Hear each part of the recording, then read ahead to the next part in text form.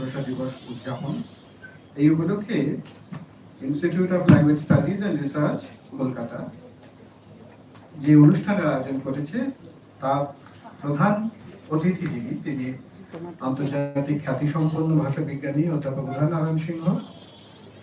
আর তার সঙ্গে আছেন আমাদের পশ্চিমবঙ্গ উচ্চশিক্ষা সংসদের সহসভাপতি অধ্যাপক কৌশিকী দাশগুপ্ত এবং ILSR এর ডিরেক্টর ডক্টর সাথী গুহ।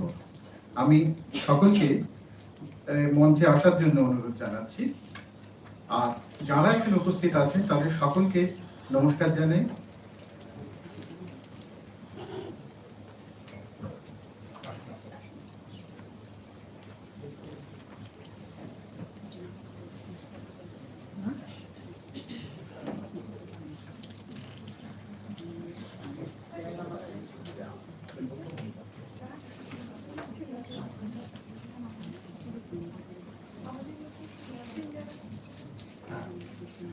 আমাদের মধ্যে যারা উপস্থিত আছেন এখানে আমাদের সৌভাগ্য যে বাংলাদেশ থেকেও দুজন অতিথি আমাদের মধ্যে এসেছেন আজকে। তো এটি একটি যে দেশে ভাষা আন্দোলন হয়েছিল তাদের প্রতিনিধি আমাদের সঙ্গে আছেন, এটি আমাদের একটা আনন্দের ব্যাপার। আর আমাদের সঙ্গে অধ্যাপক কৃষ্ণা ভট্টাচার্য, কলকাতা বিশ্ববিদ্যালয়ের অধ্যাপক, আরো কয়েকজন আছেন যাদের সবাইকে আমি হয়তো চিনি না, তাদের সবাই আচ্ছা, পশ্চিমবঙ্গ পুস্তক পর্ষদের সিইও অপরাজিতা দাস, হ্যাঁ তার নাম শুনেছি আমি, কিন্তু তো সকলকে আমরা স্বাগত জানাচ্ছি। আর যে প্রথমে যে আনুষ্ঠানিকতা থাকে, আমাদের অতিথিদের আমরা একটু শ্রদ্ধার্ঘ্য জানাবো। যিনি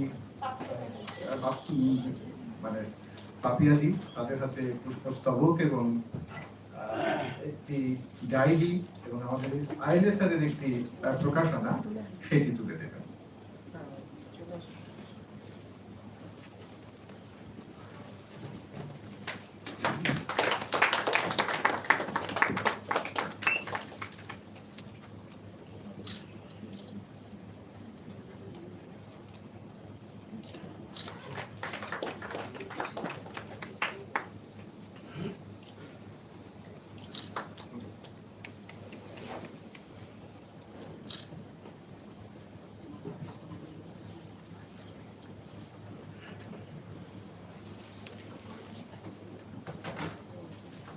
এবারে পশ্চিমবঙ্গ উচ্চশিক্ষা সংসদের সহসভাপতি অধ্যাপক কৌশিকী দাশগুপ্ত।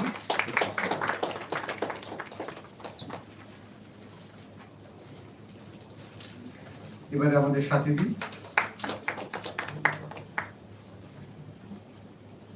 যে কারণে আজকের অনুষ্ঠানের আয়োজন, তার একটা আনুষ্ঠানিকতা আছে। বাইরেই আমরা ভাষা শহীদদের ছবি রেখেছি, সেখানে আমরা একটু আমাদের শ্রদ্ধা জানাবো ফুল দিয়ে। তো সেইটি আমরা এখন সেরে ফেলি। এখন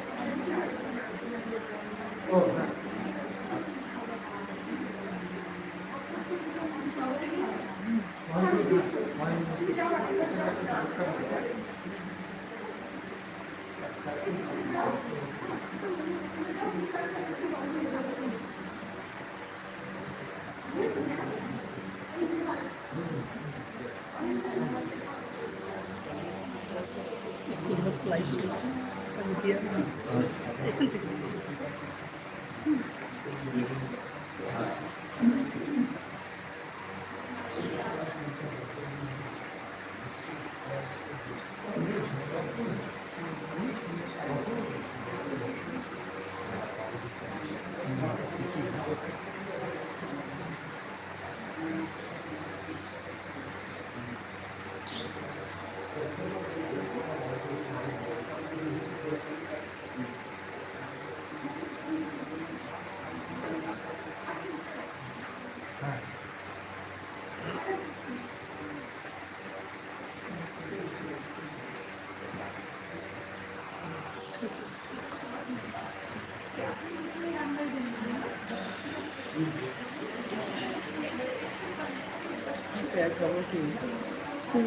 ঠিক আছে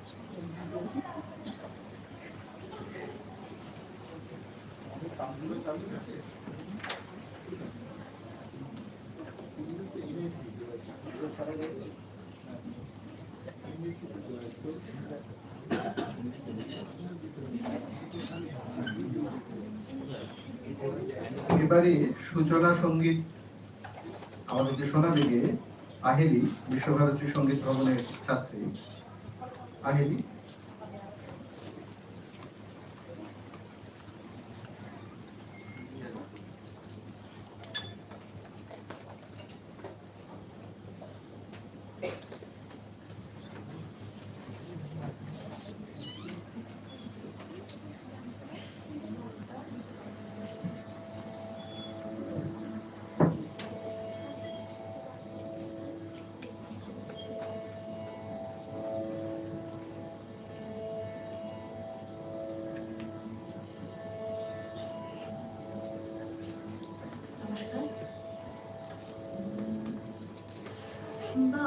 বাংলার মাটি, বাংলার জল, বাংলার বায়ু, বাংলার ফল, পূর্ণ হোক, পূর্ণ হোক, পূর্ণ হোক হে ভগবান। বাংলার মাটি, বাংলার জল, বাংলার বায়ু, বাংলার ফল, পূর্ণ হোক, পূর্ণ হোক, পূর্ণ হোক হে ভগবান। বাংলার ঘর, বাংলার হাট, বাংলার বন, বাংলার মাঠ, বাংলার ঘর, বাংলার হাট, বাংলার বন, বাংলার মাঠ, পূর্ণ হোক, পূর্ণ হোক, পূর্ণ হোক হে ভগবান। বাংলার মাটি, বাংলার জল, বাংলার বায়ু, বাংলার ফল, পূর্ণ হোক, পূর্ণ হোক, পূর্ণ হোক হে ভগবান। বাঙালির পণ, বাঙালির আশা, বাঙালির কাজ, বাঙালির ভাষা, বাঙালির পণ, বাঙালির আশা, বাঙালির কাজ, বাঙালির ভাষা, সত্য হোক, সত্য হোক, সত্য হোক হে ভগবান।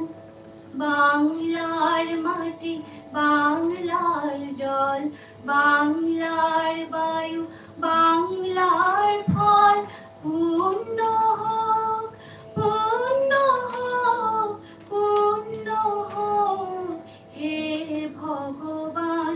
বাঙালির প্রাণ, বাঙালির মন, বাঙালির ঘরে যত ভাই বোন, বাঙালির প্রাণ, বাঙালির মন, বাঙালির ঘরে যত ভাই বোন, এক হোক, এক হোক, এক হোক হে ভগবান।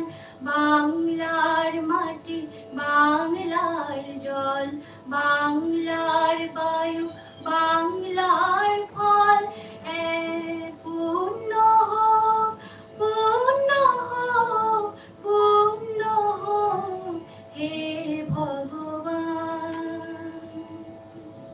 নমস্কার। আহিলিকে ধন্যবাদ। সে আজকের অনুষ্ঠানের সুর বেঁধে দিয়ে গেল। সেই সুর ধরে রাখবেন সুস্মিতা জোয়ারদার মুখোপাধ্যায়। তিনি তার যে স্বরচিত কবিতা, এই স্বরচিত নয়, আচ্ছা বেশ, কবিতা পাঠ করবেন। আসুন।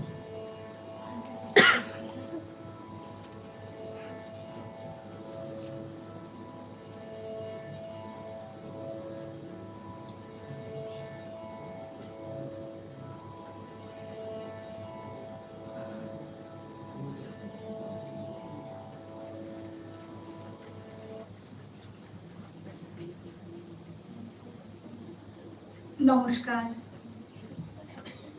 শামসুর রহমানের কবিতা বাংলা ভাষা উচ্চারিত হলে। বাংলা ভাষা উচ্চারিত হলে নিকোন উঠোনে ছাড়ে রৌদ্র, বারান্দায় লাগে জ্যোৎস্নার চন্দন। বাংলা ভাষা উচ্চারিত হলে অন্ধ বাউলে একতারা বাজে উদার গৈরিক মাঠে, খোলা পথে, উত্তাল নদীর বাঁকে বাঁকে নদীও নর্তকী হয়। যখন সকালে নূতন শিক্ষার্থী লেখে তার বাল্য শিক্ষার অক্ষর, কাননে কুসুম কলি ফোটে, গোরাখালির বাঁশি হাওয়াকে বানায় মেঠো সুর, পুকুরে কলস ভাসে। বাংলা ভাষা উচ্চারিত হলে চোখে ভেসে ওঠে কত চেনা ছবি। মা আমার দোলনা দুলিয়ে কাটছেন ঘুম পাড়ানিয়া ছড়া। কোন শিশু দূরে সত্তা তার আশা বলি। নানি বিষাদ সিন্ধুর স্পন্দে দুলে দুলে রমজানি সাজে ভাজেন ডালের বড়া। আর 21-এর প্রথম প্রভাত ফেরি অলৌকিক ভোর। 21শে ফেব্রুয়ারি বুকের ভেতর শোকের ভেতর শিশুর মুখে প্রিয়ার চোখে 21 আছে 21 আছে আমার কাছে তোমার কাছে। উথাল পাথাল নদীর কাছে ফুলের বাসে রক্তে রঙিন শ্যামলে ঘাসে 21 আছে 21 আছে জননী তোরে দীর্ঘশ্বাসে। সালাম ভাই বরকতেরা বেঁচে আছে দিগ্বিজয়ে রক্তপাতে 21 আছে 21 আছে 21 আছে নদীর কূলে শালশিমুলে রক্ত পলাশ পল্লীবালার কানের দুলে চোখের পাতায় নাকের ফুলে খোপায় স্তব্ধ মেঘের কুলে 21 আছে রাজার কোলে শিশুর ঘুমে বুকে রোমে ধানের খেতে পাটের আসে শস্য দানায় শত্রু হানায় 21 আছে 21 বাঁচে কানায় কানায় 21 আছে 21 বাঁচে। বৃষ্টি বাদল ঝড়ের মাতল মাঝি মল্লার মুখের আদল জমের খেতে কাপাস ফুলে তিল সরিষা প্রজাপতি হাওয়ায় দোলে 21 আছে 21 বাজে। অমর 21 রমনাতে অমর 21 আজ প্রাতে সূর্য ওঠার আলোয় আলোয় ঝর্ণাতে 21 আছে 21 বাজে প্রলয় শিখার প্রদীপ হাতে। আমার ভাষা তোমার ভাষা সকল আশার মাতৃভাষায় ফুলের নেশায় ফুল ফোটে 21 আছে 21 আছে আধার বেলায় ভোরের পাখি 21 করে ডাকা ডাকে 21 আছে সূর্যোদয়ে 21 বাজে মৃত্যুজয়ে 21 আছে 21 আছে ফুল ফোটে গন্ধরাজ 21 আছে অগ্নিকণে মেঘের সাজ 21 আছে জয়ধ্বনি 21 বাজে অবিরত 21 আছে 21 আছে পাহাড় জুড়ে সমতালে হাজার ঘরে নদীর চরে 21 আছে ভাগের দোলে আমের বলে 21 আছে 21 আছে বুকের খুনে যুদ্ধ জারি অমর 21 ফেব্রুয়ারি ভাইয়ের খুনে রক্ত জবাই লাল আগুনে ফুলের বনে পুষ্প করে 21 জারি অমর 21 ফেব্রুয়ারি ভাইয়ের খুনে ফোটে 21 তারে কি আর ভুলতে পারি। 21 মানে ভোরের মিছিল 21 মানে ফাগুন 21 মানে কৃষ্ণ চূড়ায় জলে রক্ত আগুন 21 মানে কোকিল গাহে শহীদ ভাইয়ের ডাক ভুবন জুড়ে মাতৃভাষায় উচ্চারিত বাক 21 মানে রক্ত নদী ভাষার শহীদান 21 মানে ঢাকা শিলচর বর্ণমালার গান 21 মানে মাতৃভাষা যেন মাতৃদুগ্ধ 21 মানে সকল ভাষায় ফুল ফোটাচ্ছে যুদ্ধ 21 মানে পলাশ শিমুল কৃষ্ণচূড়ায় লাল।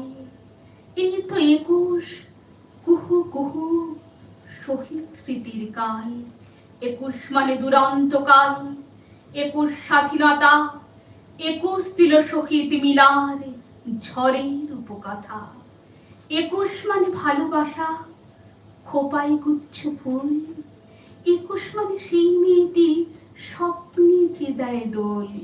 ঝড়ের দোল, পলাশ ফুল, অগণে লেলিহান। 21 মানে বুকের ব্যথায় কেবল কলতান।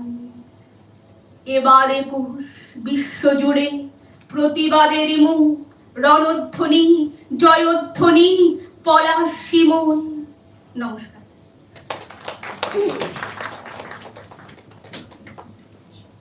আজকের দিনে শামসুর রহমানের উপস্থিতিটা খুব গুরুত্বপূর্ণ। 1952 পরে 1953 পয়লা মে প্রথম 21 সংকলন বেরোয় হাসান হাফিজুর রহমানের সম্পাদনায়। তার প্রথম কবিতা শামসুর রহমানের। তো শামসুর রহমানের উপস্থিতি আমাদেরকে কি বলবো, আমরা সেই 21-এর সঙ্গে মিলে গেলাম আজকে। আর 21 মানেই তো মাতৃভাষার অধিকার।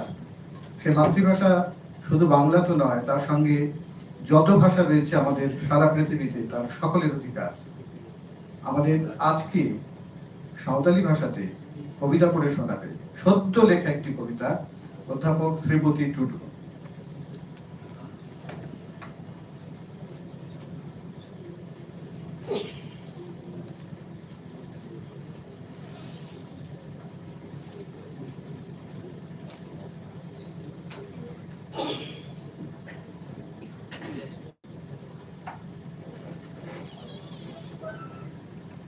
জোহার, নমস্কার। পণ্ডিত রঘুনাথ মুর্মু বলেছেন সাঁওতালিতে, জানাম আয়ই রেগেক রেহ উনিগে চয় হাত রাওয়া, জানাম রর্দ নিধন রেহ ওনা থেকে হাত রাঙা। জন্মদায়ী মা যতই গরিব হোক না কেন, সেই আমাদের মানুষ করে। মাতৃভাষা যতই নিচ হোক বা যতই ছোট হোক, সেই মাতৃভাষায় আমাদেরকে বড় করবে।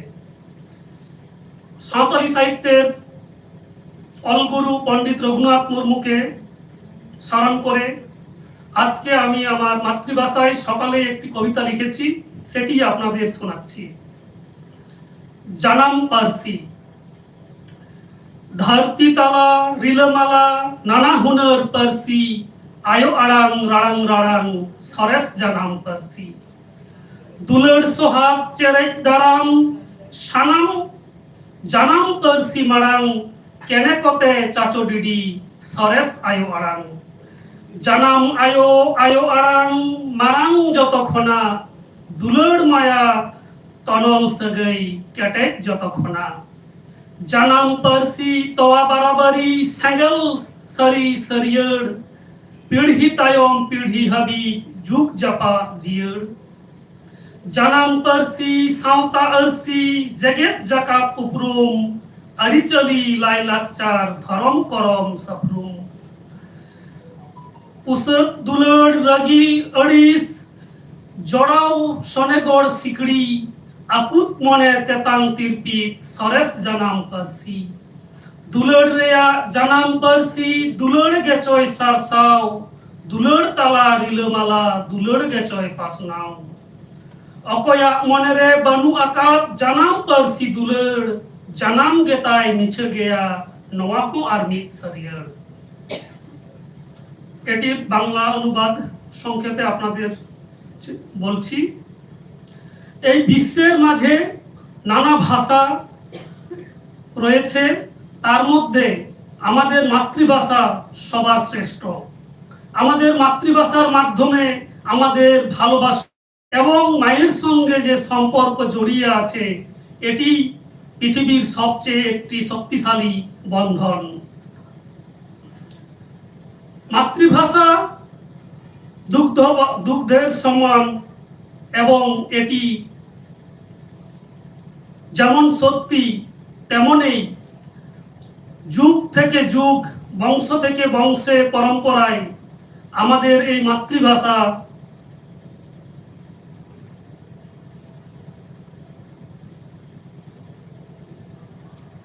চিরাচরিতভাবে চলে এসেছে। আমাদের মাতৃভাষা শুধু ভাষাই নয়, এই ভাষার মাধ্যমে আমাদের পরিচয়, আমাদের সংস্কৃতি সবই এই ভাষার মাধ্যমে প্রতিনিয়ত বয়ে চলেছে। ভাষার মাধ্যমে রাগ, অভিমান, ভালোবাসা সবই আমরা প্রকাশ করি। ভাষার জন্য ভালোবাসা, ভালোবেসে ভাষা, এর যে বন্ধন তা চির অটুট। যার মনের ভিতরে নেই সেই ভালোবাসা মাতৃভাষার প্রতি, জীবনটা তাই বৃথা, এটাও দার্শনিক সত্যি। ধন্যবাদ, নমস্কার। ধন্যবাদ শ্রীপতি। এবারে আবার গান, আমাদের গান শোনাবে শাহিদি। সেও বিশ্বভারতীর সঙ্গীত ভবনের ছাত্রী।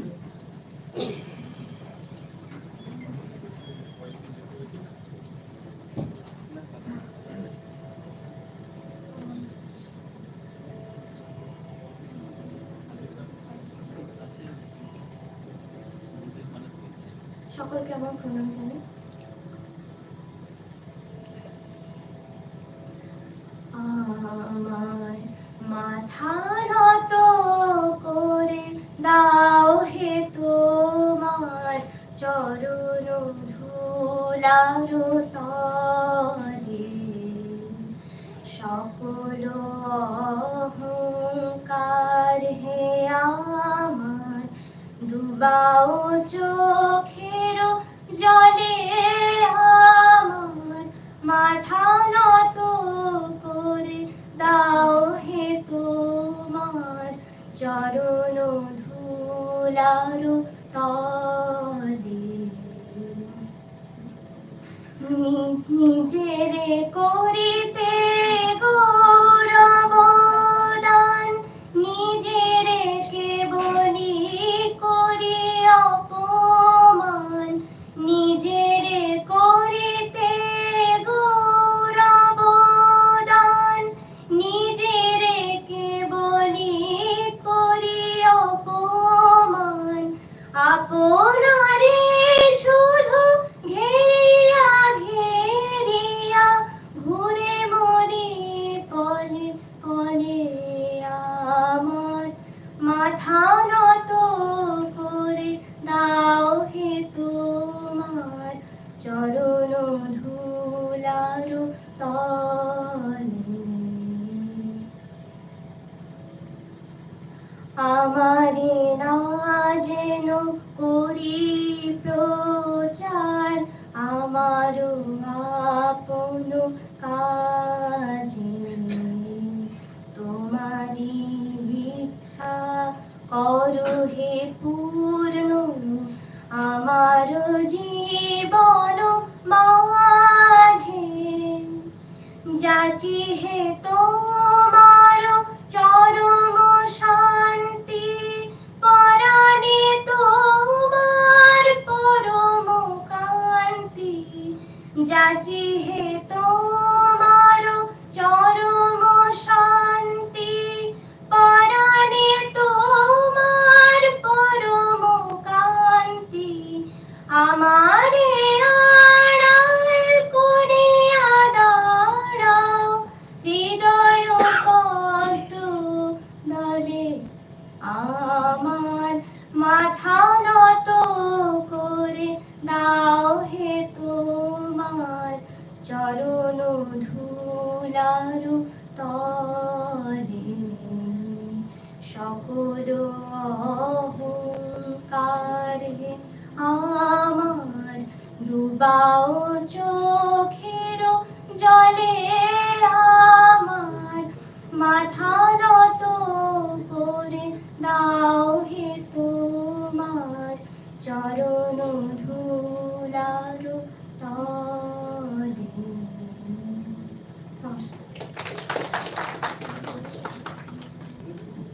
শাহিদি আহিদিকে আরেকবার ধন্যবাদ। এবারে আমি অনুরোধ করব পশ্চিমবঙ্গ উচ্চশিক্ষা সংসদের সহসভাপতি অধ্যাপক কৌশিকী দাশগুপ্তকে কিছু বলার জন্য।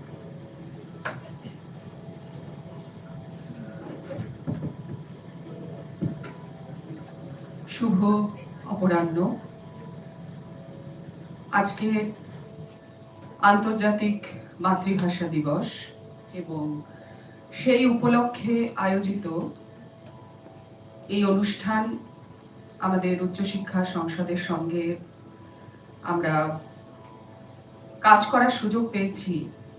আইএলএসআর, ল্যাঙ্গুয়েজ স্টাডিজ অ্যান্ড রিসার্চ, যারা এই অনুষ্ঠানের আয়োজন করেছেন, এবং এখানে আসতে পেরে সত্যি খুব ভালো লাগছে, কারণ এরকম অনুষ্ঠানে আসার সুযোগ বা সৌভাগ্যই বলবো, সবসময় ঘটে না।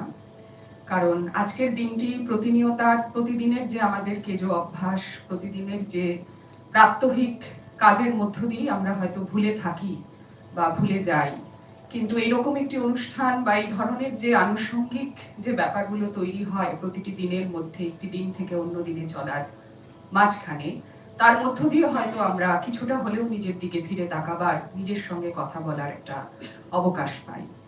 তো সেই দিক থেকে আমি অনেক ধন্যবাদ জানাবো যারা এই অনুষ্ঠানের আয়োজন করেছেন। আইএলএসআর এর আমাদের ডিরেক্টর রয়েছেন স্বাতিদি, এবং অন্যান্য অধ্যাপক অধ্যাপিকা বৃন্দ এবং সকল কর্মচারী বৃন্দ যারা এই অনুষ্ঠান আয়োজন করেছেন।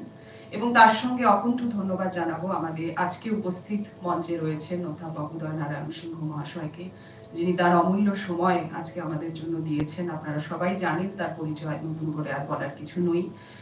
তিনি একজন বিখ্যাত কবি, প্রাবন্ধিক, ভাষাতাত্ত্বিক, চিন্তক, এবং কোনো বিশেষণের মধ্যে আমি তাকে আবদ্ধ রাখতে চাই না। তার বক্তব্য শুনে আমরা সমৃদ্ধ হব আজকের এই পবিত্র দিনে।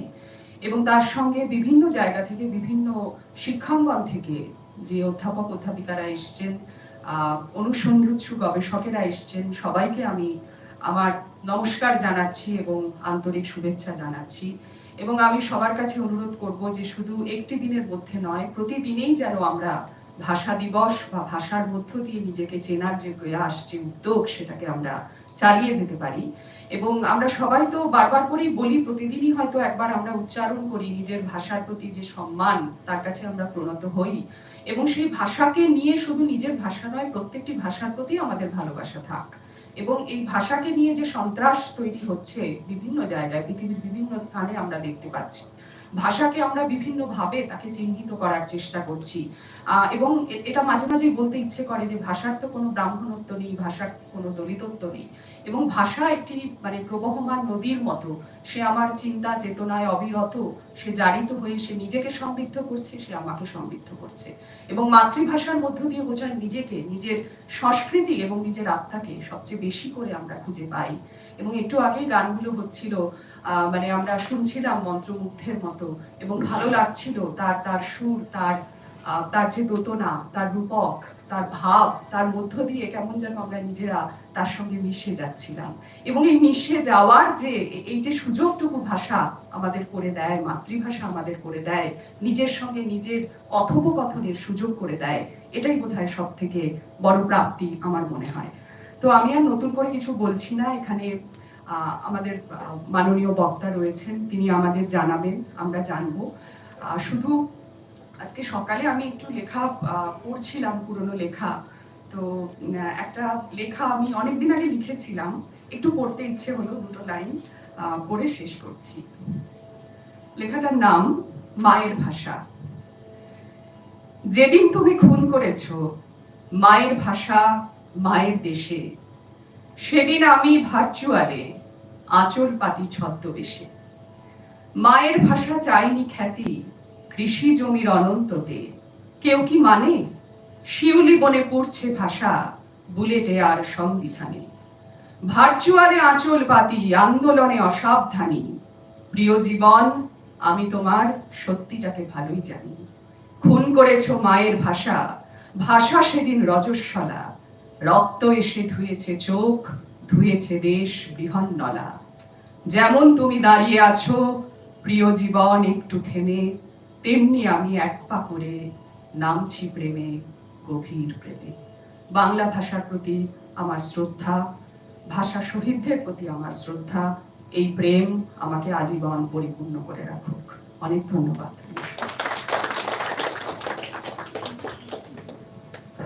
ধন্যবাদ ম্যাডাম।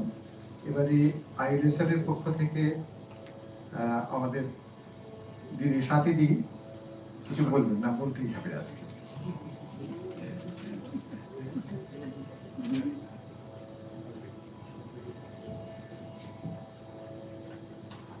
আজকে সকাল থেকে খুব ভয় হচ্ছিল, কলেজ সার্ভিস কমিশন ইত্যাদি পরীক্ষার জন্য আমাদের যারা শ্রোতা, আমাদের যারা গবেষক, যারা সবসময় আমাদের সঙ্গে থাকেন, তাদের সবাইকে হয়তো পাবো না, কিন্তু বেশ এখন একটু ভালো লাগছে যে অনেককে পেয়েও গিয়েছি তার মধ্যে। তার মানে ভাষা আমাদের টানছে। এই ভাষা নিয়ে নতুন করে 21-এ নিয়ে কিছুই বলবো না, শুধু নিজের ওই একটুখানি অভিজ্ঞতার কথা বলি। বাংলা ভাষা আমার গর্ব, মানে এটা আমার মাতৃভাষা, আমার গর্ব। অন্য সমস্ত ভাষাকে সম্মান জানিয়েও এই গর্বটুকু ছাড়তে নারাজ। একটা উদাহরণ, যখন প্রেসিডেন্সি কলেজে বাংলা বিভাগে ভর্তি হয়েছিলাম, মানে যারা চীনা পরিচিতরা জিজ্ঞেস করতেন কোন কলেজে পড়ো, বলতাম প্রেসিডেন্সি, চোখটা খুব উজ্জ্বল হয়ে যেত। তারপরে যেই জিজ্ঞেস করতেন কোন বিভাগে, যেই বলতাম বাংলা, চোখটা নিভে যেত আলো, যে বাংলা পড়ে কি হবে। কিন্তু আমি আজকে এখানে এসে মানে এত বছর পার করে বলছি যে যা যা যেটুকু করতে পেরেছি ওই অহংকারটুকু ছিল বলে। বাংলা আমার অহংকার, সেই জন্য আমাদের ছোটরাও কেউ এই অহংকার যার যেটা নিয়ে সে কখনো ছেড়ো না। আর আমরা আর এখানে এই কথা শেষ করছি, স্যারের বক্তব্য শুনবো। আমরা একটু দেরিতে শুরু করেছি, সুতরাং এখানে শেষ করলাম। সবাইকে স্বাগত, সবাইকে শ্রদ্ধা। বাংলা আন্তর্জাতিক মাতৃভাষা দিবসের স্যালুট সবাইকে।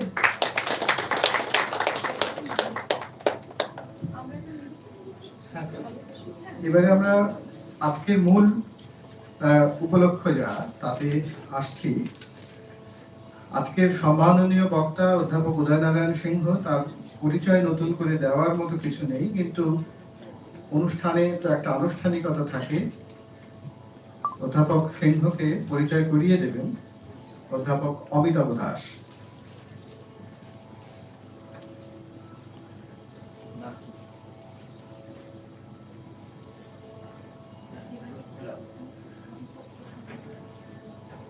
বেশ একটা অস্বস্তিকর ভার, যার পরিচয় করিয়ে দেবার প্রয়োজন নেই তাকে নাকি পরিচয় করিয়ে দিতে হবে। তো এই রকম একটা আনুষ্ঠানিকতার দায় অনুষ্ঠান যখন তখন নিতেই হবে। তো তাকে সবাই চেনেন। আজকে বিশেষ করে আন্তর্জাতিক মাতৃভাষা দিবসে আমরা যাকে পেয়েছি তিনি একজন প্রখ্যাত ভাষাবিজ্ঞানী, এবং 2009 ইউনেস্কো যে অ্যাটলাসটা প্রকাশ করেছিল বিপন্ন ভাষার, সেখানে ভারতীয় ভাষার তরফে যিনি প্রতিনিধিত্ব করেছিলেন তিনি অধ্যাপক উদয়নারায়ণ সিংহ। তো ভাষা চর্চা ছাড়াও খুব আনুষঙ্গিকভাবেই সংস্কৃতি এবং অনুবাদ চর্চার ক্ষেত্রেও তিনি একজন সুপরিচিত নাম, এবং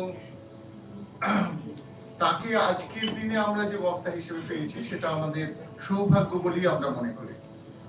বর্তমানে তিনি হরিয়ানার অ্যামিটি বিশ্ববিদ্যালয়ে চেয়ার প্রফেসর এবং ডিন, এবং তার অন্য পরিচয় যে Indian central institute of Indian ল্যাঙ্গুয়েজের তিনি প্রাক্তন অধিকর্তা, এবং শান্তিনিকেতনে বিশ্বভারতীতে তিনি সহ উপাচার্য পদেও আসীন ছিলেন।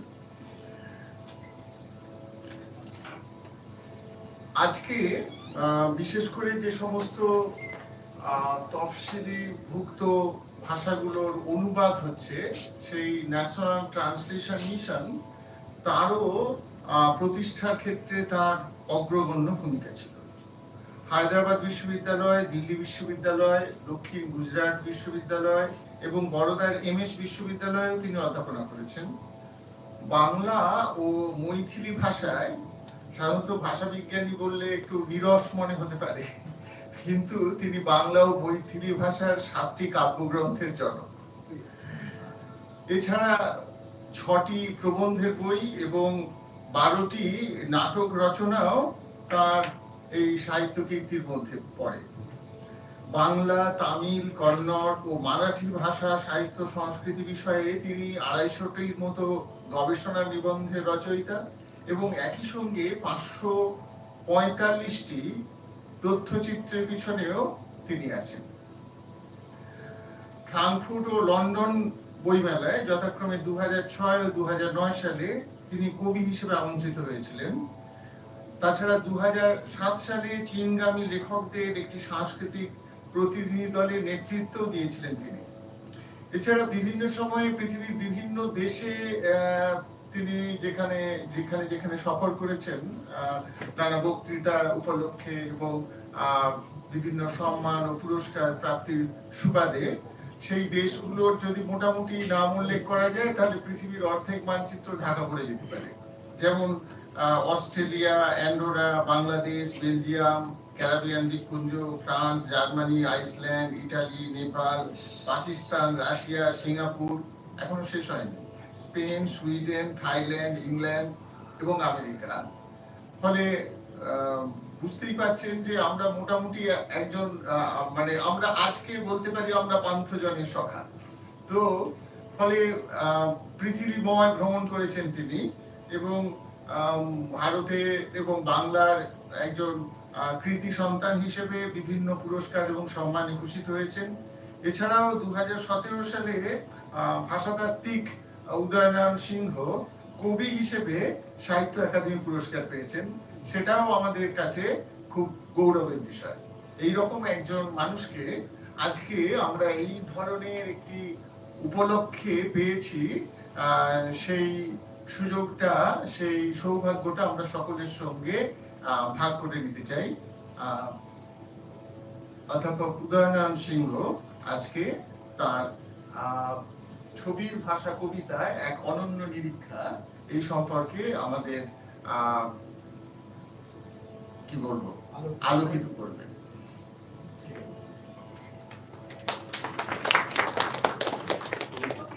হ্যাঁ, কোথায়?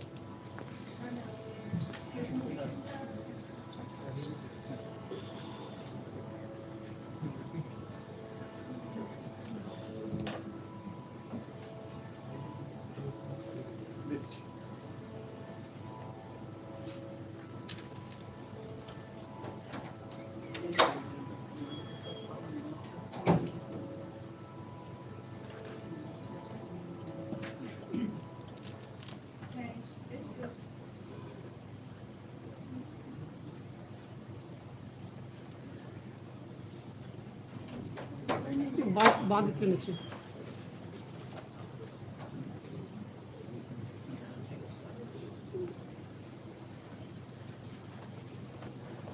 ধন্যবাদ। আমি নিজের পরিচয় শুনতে শুনতে একটু ঘাবড়ে যাচ্ছিলাম যে না জানি আরো কত প্রশংসা করতে থাকবে। তবে আমার খুব ভালো লাগছে এখানে এসে বলতে পারছি, এবং আমার ক্ষেত্রে একটু দ্বিধাদ্বন্দ্বের জায়গা থাকে, কারণ পিতৃভাষা মৈথিলি, মাতৃভাষা বাংলা। অতএব কোনটা আমার ভাষা, কোন ভাষাটি আমার, কোন ভাষাটি অন্যের, সেটা বলা একটু মুশকিল। আমরা ছোটবেলা থেকে বাড়িতে হিন্দি চর্চা করেছি প্রচুর। তা হাজারি প্রসাদ দ্বিবেদী হন অথবা ভালোই বর্মা হন, হিন্দি বিখ্যাত সাহিত্যিকরা সব আমাদের বাড়িতে এসে থেকেছেন, তাদের সঙ্গে ওঠা বসা করেছি। আর সবচেয়ে বেশি বার থেকেছেন হচ্ছেন নাগার্জুন যাত্রী, হিন্দির বিখ্যাত কবি, বামপন্থী কবি। সুতরাং ভাষা আমার কাছে শুধু আইডেন্টিটি নয়, কাছে অনেক বেশি। এটা সংস্কৃতিতে ঢোকা একটা প্রবেশপত্রের মতো। আমি যে বিষয়ে কথা বলতে চাই আজকে, সেই কথা বলার মধ্যে একটা অদ্ভুত পরীক্ষা নিরীক্ষা কবিগুরু করে গেছেন, সেই বিষয়ে কিছু কথা বলতে চাই। মাতৃভাষা, কবিতার ভাষাও মাতৃভাষা, আবার ছবির ভাষাও মাতৃভাষা।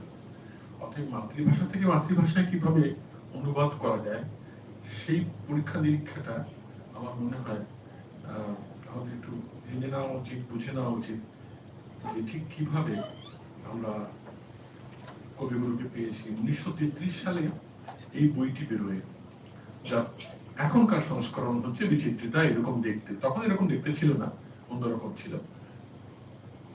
এই বিষয়ে আমি বলবো। নাও, এই ছবি যেটা আমরা দেখছি এখানে, সেটা খুব স্বাভাবিক। মূল স্রোত রবীন্দ্রনাথ আগুনের পরশময়, একজন ক্রোশিয়ান শিল্পী, সার্বো ক্রোশিয়ান, যুগোস্লাভিয়া থেকে। তিনি এই কবিতার ছবিতে অনুবাদ করেন। কিরকম দাঁড়ানো অনুবাদ আমরা দেখছি। এই কবিতার ছবিতে অনুবাদ হয়তো আরো অনেকে করেছেন, ইনি একা করেছেন তা নয়, আমরা আরো অনেক উদাহরণ দিতে পারতাম, কিন্তু দেয়া যায়, সময় সংক্ষেপ করার জন্য সেই উদাহরণ আমরা যাচ্ছি না। কিন্তু কবিতা থেকে, গান থেকে ছবিতে উত্তরণ, এই কাজটা বহুদিন ধরে চলে আসছে। আমরা তো এও দেখেছি যে জীবনানন্দ দাশ বা সুভাষ মুখোপাধ্যায় বা সুকান্ত কবিতার গানে উত্তরণ, সেটাও আমরা পেয়েছি বাংলাতে, আমরা দেখেছি। এখন রবীন্দ্রনাথের ক্ষেত্রে দেখা গেছে যে বিশ্বের বহু দেশের বহু জায়গার শিল্পীরা রবীন্দ্রনাথের কবিতায় উদ্বুদ্ধ বোধ করেছেন এবং তারা সেই বিষয়ে ছবি এঁকেছে। এবং তারই আরেকটা উদাহরণ তার পরে আমরা দেখছি পরের স্লাইডে, যেটা একটা পোল্যান্ডের শিল্পী, পোলিশ শিল্পী। তিনি রবীন্দ্রনাথের যে দুটি আলাদা কবিতা আছে, একটি শেষ সপ্তকে, যেখানে বলা হচ্ছে প্রতিদিনের ক্লান্ত চোখ যার দর্শন হারিয়েছে, কল্পনা করছি অনাগত যুগ থেকে তীর্থযাত্রী আমি, ভেসে এসেছি মন্ত্র বলে। আবার অন্য একটি জায়গায় একটি গানের মধ্যে, রাগ আশা করি তাল ঝাঁপতাল, সেখানে উনি লিখছেন, গাইছেন, দীর্ঘ জীবন পথ, কত দুঃখ তাপ, কত শোক দহন, গেয়ে চলি তবু তাঁর করুণার গান, খুলে রেখেছেন তার অমৃত ভবন দ্বার। তার একটা চিত্ররূপ আমরা এখানে দেখছি।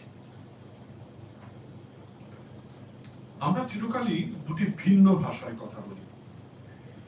একটি আমি খরচ খরচা করে অর্জন করেছি,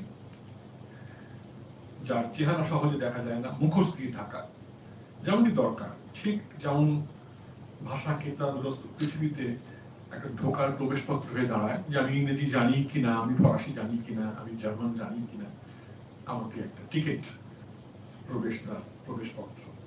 অন্যটি আমার লুকোনো সম্পত্তি। কোন এক নারী যারা ভাবে, ভালোবাসায়, প্রেমী আবির্ভাবে তাকে বীজ স্বরূপ আমার মধ্যে গাছ পোতার মতো গেঁথে দিয়েছে। তার চেহারা সহজেই দেখা যায়, সহজেই তাকে চেনা যায়, যা লিপি বলতে নানান রং মাত্র, রাগে, দুঃখে, ক্ষোভে যা ফেটে পড়ে, প্রেমী অভিমানে, ইশারায়, যার প্রকাশ একেবারে অন্যরকম। আমি একেই বলছি আমার মাতৃভাষা। ছবির ভাষা নিয়ে ভাবতে গেলে দেখব যে এই রং তুলি ছবির দেখা কত সহজেই পাওয়া যায়। যা লিপি বলতে রং মাত্র, রাগের রং, দুঃখের রং, ক্ষোভের রং, প্রেমের অভিমানের আভাস দেখলেই তাকে ঠিক পড়ে নেওয়া যায়। যা শব্দগুচ্ছ বলতে কিছু লেখার সমাহার, কিছু কাটাকুটি, আর যার অন্যায় বলতে কিছু দৃশ্য, কোনো মুখ, কিছু ক্রিয়া প্রক্রিয়া। এই দ্বিতীয়টি কবিতার ভাষা। কাঁদেও কাঁদায়, ভাবেও ভাবায়, হাসেও হাসায়, সবই ইশারায়। আমার মনে আছে কমল কুমার মজুমদারকে আমার যখন লিখতে বললাম একটি লেখা, বলেন কথা ইশারা বটে। সুতরাং কথা এবং ইশারার সঙ্গে খুব গুরুত্বপূর্ণ যোগাযোগের ব্যাপার একটা রয়েছে। এই ইশারারা কিছু দূর এগিয়ে কোন চৌমাথার মোড়ে আমাদের বলে বেছে নাও, হয় ভাস্কর্য, নয় চিত্রাঙ্কন, নতুবা নর্তন বর্তন বা নাটকের পথ বা সঙ্গীত, কোন দিকে যাবে? সবই কিন্তু ভাষা থেকে বেরিয়ে এসছে। যারা বলে সবকটি চাই, আমার সব চাই, আমার সব, আরো অনেক কিছু চাই, অনন্ত রহস্য, দুর্বোধ্য রূপ, রস, গন্ধ, বর্ণ, সব, তারা হয়তো বেছে নেবে কবিতার ভান। সেই ক্ষেত্রে আমরা বুঝবো যে কেন মূলত রবীন্দ্রনাথ কবি। যদিও উনি এই কথা বহুবার বলেছেন যে অনেক কিছু আমার কবিতার ভাষায় বলা হলো না, যা বলা হলো না তা আমি ছবির ভাষায় বলছি। তাহলে কেমন হবে কবিতার অনুবাদ?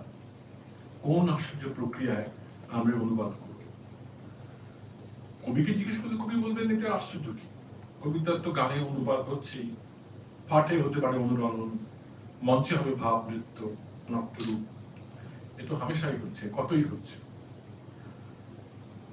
এবং কবিতা থেকে কবিতায় উত্তরণ এই কোনো নতুন কোনো বিষয় নয়। আমরা যদি এই গান এবং তার অনুরূপ চিত্রকল্প দিকে তাকাই, অনুসরণ, অনুবাদন, অনুরণন, অনুকরণ যেভাবেই দেখি না কেন, আমরা এই গানটিকে নতুনভাবে বলতে গেলে বলতেই পারি, অসীমে মিলায় আছে আদি ভাষা সুর লয়, যা কিছু তোমার প্রাণমন লয়ে আমি ধেয়ে যাই দুঃখ মৃত্যু অন্যায়ের খোঁজে। মৃত্যু আজ অন্য সাজে নেই কোনো, সমহিমা তার দুঃখের পাতা ফাঁদ, ভাষার সন্ধি আর সমাসের কুতে, ফেরায় নিয়েছি মুখ ওষ্ঠ কণ্ঠ, চিনেছি নিজেরে। একই বক্তব্য আমরা নানানভাবে অনুবাদ করে দেখাতে পারি যদি চাই। ভাষার এই অদ্ভুত একটা মহিমা রয়েছে। অনুবাদে, অনুকথনে, অনুসরণে মূল পাঠকে হতে হবে অনুপাঠের সমানধর্মী। সচরাচর আমরা এমনই বুঝে থাকি। এভাবেই আমরা গল্প থেকে নাটকে যাই, কবিতা থেকে আরেকটি কবিতায় যাই, ভাষা থেকে বিভাষায় যাই এবং গল্প কথা থেকে সিনেমায় উত্তরিত হই। 2011 সালে এই বিষয়ে আমি একটি নিবন্ধ লিখেছিলাম, আত্মভোলা বসন্তের উন্মেষ চিত্রিতা, যেটা পরবাস.com বেরিয়েছিল। যারা দেখতে চান দেখে নিতে পারেন। তার 1 বছর আগে বাংলা একাডেমিতে মহাশ্বেতাদি প্রশ্রয়ে আমার একটা বার্ষিক ভাষণ ছিল, সেটাও এরই সংশোধিত রূপ। পরে ইংরেজিতে এই বিষয়ে বলেছি স্মিথসোনিয়ান ইনস্টিটিউশন ওয়াশিংটনে 2011 মে মাসে। বিশেষ করে রবীন্দ্রনাথের 150 বছর উপলক্ষে যে সারা পৃথিবীতে নানান রকম ফাংশন হয়, নানান রকম অনুষ্ঠান হয়, তার মধ্যে একটির মধ্যে বলতে গিয়ে এখানে আমি যে কথাটি আজকে বলতে যাচ্ছি, যে বইটি নিয়ে কথা বলছি, সেটা হচ্ছে বিচিত্রিতা। অনন্য নিরীক্ষণ। তার কারণ এখানে ভাব থেকে ভাষায় অনুবাদ হচ্ছে, ভাষা থেকে ভাবে নয়। এতক্ষণ আমরা যে ছবিগুলি দেখছিলাম সেগুলো সব ভাষা থেকে ভাবে, কিন্তু এবার হচ্ছে ভাব থেকে ভাষায়। কবিতার রূপ রস রঙে অনুবাদ অনেক হয়েছে, কিন্তু ছবি থেকে কবিতায় অনুবাদ এই হলো 1933 সালে প্রকাশিত বিচিত্রিতা। এবং সেই জন্য উনি একে বলছেন চিত্রিতা নয়, বিচিত্রিতা। বলে একটি কবিতা আছে আরশি বলে, এবং ছবিও আছে তার সঙ্গে। যে ভাবনা আমাদের সামনে চিত্রকল্পের মতো নিয়ে আসছেন, তা হলো প্রতিচ্ছবির কথা। মানে একটা মানুষ আরশিতে নিজেকে কিভাবে দেখে, এবং আরশি যখন আমার সামনে থাকবে, তখন আমি আরশির মধ্যে আবার আমি, আমার মধ্যে আরশির মধ্যে আমি, বিরাট বড় একটা সিরিজ চলে আসে। একবার সামনে আয়না ধরেন বা আয়নার সামনে দাঁড়ান, দেখবেন এটা সামনে যদি আয়না থাকে, পেছনে যদি আয়না থাকে, একটা বিরাট বড় অদ্ভুত মোহময় একটা গতিপথ তৈরি হয়। ধরা যাক যখন নিষ্প্রাণ নির্বিকার বিচরণ ভূমি নিজেই একজন ছায়াকার, হাসি মুখে সেজে স্ফটিক সে নির্বিকার, সেই ছায়াটির কিছু না যায় খোয়া, বাঁচিয়ে শরীরে কিছু না হয় রাখা, রমন্থনের নিরিখে সবটাই আবার ফিরিয়ে দেওয়া হয়। এবার কবিতাটির দিকে আমরা যাচ্ছি। ছবিটি আমার পাশেই রয়েছে, সুরেন করের আঁকা ছবি।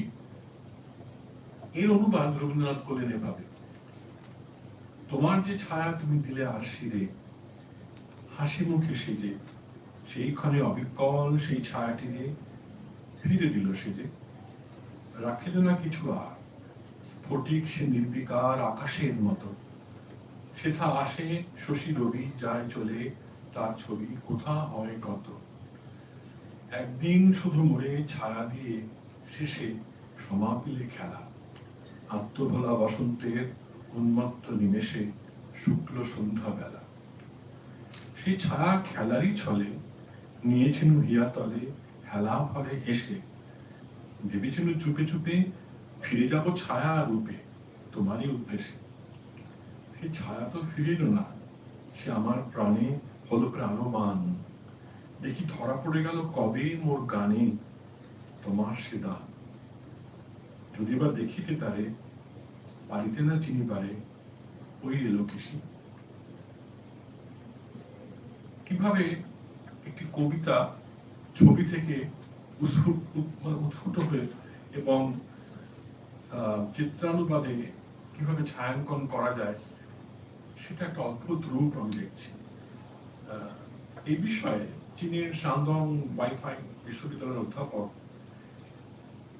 শিনিং gen Canadian Center for Science and Education এর একটি হালের নিবন্ধ The Reproduction of Visual Pictures in Poetry Translation 2022-এ কবিতার অনুবাদের দুর্ঘটনা নিয়ে কথা বলতে গিয়ে বলেন যে কোনো কবিকর্মের সৌন্দর্যের দুটি দিক থাকে, একটি বাহ্যিক দিক যেটা ফর্মাল, একটি অভ্যন্তরীণ দিক বা ইনার বিউটি। কবিতাটিকে অন্য একটি মাধ্যমে নিয়ে যাওয়ার পেছনে যে তার স্ট্যাটিক আর মোশনাল চিত্রকল্পের অনুবাদের চ্যালেঞ্জ থাকে, সেসব একমাত্র হয়তো বেশ কিছুটা হলেও কবিতার চিত্রানুবাদেই সম্ভব এবং চিত্রের কবিতানুবাদেও সম্ভব। একাকী ও দিশাহীন উদ্দেশ্যখানি ছায়া ছায়া খেলার ভূমিকায় নেমে এমনই একটি শুক্ল সন্ধ্যেবেলায় স্থির করে আশির সাথে ছায়া ছায়া খেলা জমবে ভালো। আশিকে সাক্ষী রেখে সে নিজের ছায়াখানি দিল কবিকে, নিজেকে সরিয়ে নিল শেষে। মনে হলো অধরা থেকে খেলা হলো বোধ করি শেষ নায়িকা। বসন্তের গীতি রঙে উন্মত্ত নিমিষ দিল মনকে বিক্ষিপ্ত করে আত্মভোলা। এবারে আমরা দেখছি উদ্দেশ্য রয়েছে, তার সঙ্গে রয়েছে বিধেয়। বিধেয় ঠিক করেছে যে ছায়া নেমে খেলা চলে, খেলা ভরে হেসে ভেবেছিল কখনো পরে তারও এক ছায়া এঁকে ফিরিয়ে দেবে তোমারই উদ্দেশ্যে। অর্থাৎ উদ্দেশ্য বিধেয়ের এই খেলাটা রবীন্দ্রনাথ ধরেছেন এইভাবে ছবিটার থেকে। কিন্তু হলো বিপরীত। উদ্দেশ্যে সেই ছায়া প্রথমে ভিতরে এসে প্রতিধ্বনি হলো, ধ্বনি হলো, প্রতিধ্বনি হলো, পেল প্রাণ অফুরান, বেরোলো কিভাবে? গানে গানে। সে ধরা পড়লো তখন কবির জীবনে। তাহলে দেখা যাচ্ছে এই গান সেই গীত নয় যার সুর লয় তালে রয়েছে মাত্র হাত উদ্দেশ্যে। এই গান বস্তুত তোমার সে গান, যদি বা দেখিতে তারে পারিতে না চিনিবারে, আমার পরাণ পেয়ে সারাদি তোমারও চেয়ে বহুগুণ বেশি। বাউন্স ব্যাক করছে বিশেষ করে এক্ষেত্রে।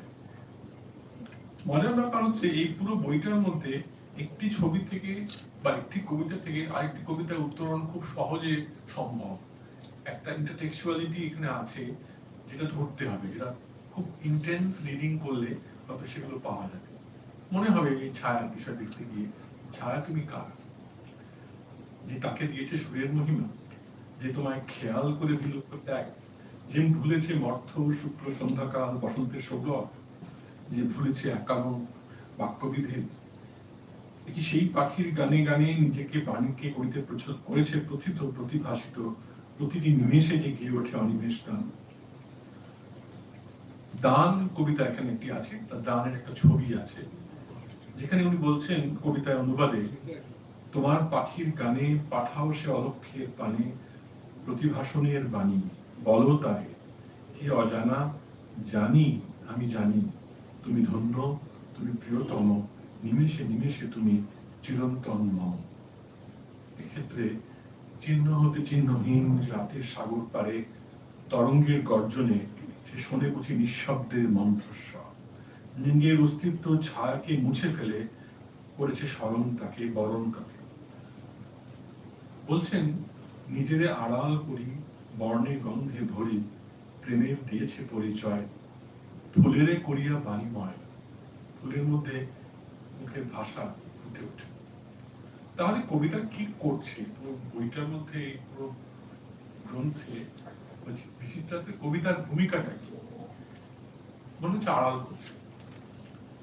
কেন এই আড়াল রয়ে যায় তবু মনে?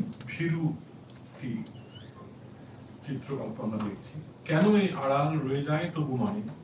কেন এই শঙ্কা বোধ? কেন এই কম্পিত প্রেম ওই ভেরু এনেছে সংসারে, ব্যর্থ করি রাখিতে কি তারে?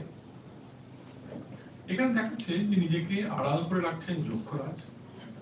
সুরঙ্গমা সুরঞ্জনা খুঁজে মরছে তাকে, নিজেকে আড়াল করে গল্পচ্ছলে রাখে বৃহন্নলা। এই জন্য নিজেকে দিয়েছে বাঁধা সংশয়ের বন্ধিপক্ষে, তার বাইরের থেকে বাজে অন্তরের তীব্র পরাজয়। সে কি এই জন্য যে ছায়াদের হাতে ছায়াদের হতে নিতে নেই কোনো নাম, কোনো গোত্র বা পরিচয়? সেক্ষেত্রে দ্বারে কবিতা তিনি আবার বলছেন, আর তাই হায় সে যে পায় নাই আপন নিশ্চিত পরিচয়, বন্দিতারে রেখেছে সংশয়। তার ভেতরের সংশয় তাকে যেন কোথাও একটা আবদ্ধ করে রেখেছে। এভাবেই মুক্তি বন্ধনের সীমানায় সংশয়ে তার দিন যায় চলে। দুটি আরো ছবি আছে, দুটি আরো কবিতা আছে। একটি হচ্ছে অনাগতা, একটা হচ্ছে দ্বারে। সেক্ষেত্রে দেখি আমরা হঠাৎ মনে হয় দেখে যে তাহলে কি এই সেই যা আমি ছবি আঁকি মনে মনে, দেখি সেই যে এখনো আসে নাই মোর পথে, কখনো সে আসিবে না আমার জগতে, তার ছবি আঁকি আছি মনে মনে। কখনো মনে হয় যে এসব এমনই ছায়া যারা বহু আগে দুয়ারে করতো করাঘাত, চলে গেছে একেবারেই ফাল্গুন মধ্যাহ্ন বেলা, শিরিষ ছায়া চুপি চুপি, তারা ছায়া রূপে আসে যায় হিল্লোলিত শ্যাম দুর্বাদলে। নায়িকা অতীতে ফিরে যাচ্ছেন, অতীতে ফিরে গিয়ে নায়িকা দেখছেন সব দ্বার হয়ে গেছে রুদ্ধ, রুদ্ধ তোমার পশ্চাতে। যখন বসন্তের উৎসবের রাত্রি শেষে সব বাতি গেছে নিভে, সেতারের তার যখন মুখরতা ত্যাগ করে একেবারে নির্বাক নিশ্চিত চুপ, শুষ্ক মালা ভস্য শেষ, দগ্ধ গন্ধ ধূপ, সেই পৃথিবীতে দ্বারে বসে আছে এবং সামনে খোলা আকাশ, উদাস বর্ণহীন রাতে, দিনে শুধু স্মৃতি শেষ, মত্ততার কলরব রুদ্ধ শেষ, শুধু ভাষা হারা, অশ্রু হারা, অজ্ঞাত কাঁদন।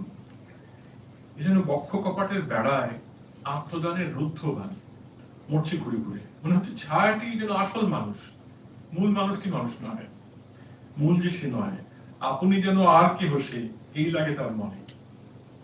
ইলাস্ট্রেশন আছে, একটি কবিতা আছে যার নাম বেসুর, সেখান থেকে এই লাইন পাচ্ছি আমরা। ফলে সে তার আপনার ভাষায় কথা বলাও ভুলে যায় আপনজনের সাথে, শুধুমাত্র ইশারার উপভাষায় চলছে বিধির সাথে, বিশ্বের সাথে চলছে তার নীরব আলাপচারিতা। একটি ছবি আছে অচেনা, বিধির সাথে উদ্দেশ্যের এই বার্তা, এই আলাপের পেছনে শুধু থাকে একগুচ্ছ সংশয় এবং দুর্ভাবনা। অবলুপ্ত উদ্দেশ্য পথ শুধু ক্রিয়াশীল, কেন কে জানে। লুকানো নহ, তবু লুকানো থাকো, কারণ বহু যুগে বহুবার হয়েছে দেখা, তবু তোমারে আমি কখনো চিনি নাকো। তার আবরণে ঢাকা থাকে সব বেদনা, তোমার কথা বলে মৌন মুখ, কবিরার অর্থ খুঁজে মারে। আধেক হয় চেনা, আধেক রয়ে যায় অজানা অচেনা। সেই অচেনা ছবিটি তার কাব্যরূপ। মৌন তব কি কথা বলে বুঝি, অর্থ তারি বেড়াই মনে খুঁজি, চলিয়া যাও তখন মনে বাজে, চিনি না আমি তোমারে চিনি না যে। এখানে উদ্দেশ্য বিধেয়ের যে খেলা, তার মধ্যে বিধেয়র যে বধূ, তার কথা বলছেন এইভাবে। বধূ বলে একটি ছবি আছে এবং এই ছবিটি বড় করে দেখাতে পারলে খুব ভালো লাগতো, কারণ বধূ যে তার মুখটি খুব ছোট, এখানে সম্পূর্ণ পেন্টিং এর মধ্যে বধূ কিন্তু খুব ছোট, বাকিরা সব কালো ছায়া চারদিকে তাকে সাজাচ্ছে, ঘিরে রয়েছে। যে চিরবধূর বাস তরুণীর প্রাণে, সেই ভীরু চেয়ে আছে ভবিষ্যৎ পানে। অনাগত অনিশ্চিত ভাগ্য বিধাতা সাজায় পূজার ডালি, কল্পমূর্তি তার প্রতিষ্ঠা করেছে মনে। যাহারে দেখেনি একান্তে শুনিয়া তারে সুনিপন বেনি, কুসুমে খচিত করি তুলে। ভয়ে মরছে বিধবা বধূটি। কেন ভয়? নিভৃতে দর্পণে দেখে আপনার মুখ, সুধায় সভয়ে হব কি মনের মতো, পাবো কি হৃদয় স্থান। যেন সে কথাই ভেবে সেই থেকে সে আগন্তুক অজানার উদ্দেশ্যে নিজের শপে আগামিক প্রেমে। এই আত্মবিসর্জনের মাঠ, বধূর এই আত্মবিসর্জনের মাঠ, রাঙা ধুলি, শীত, বাতাসের শ্বাস, শিহরণ, সবারই রয়েছে এক সম্মিলিত চক্রান্ত।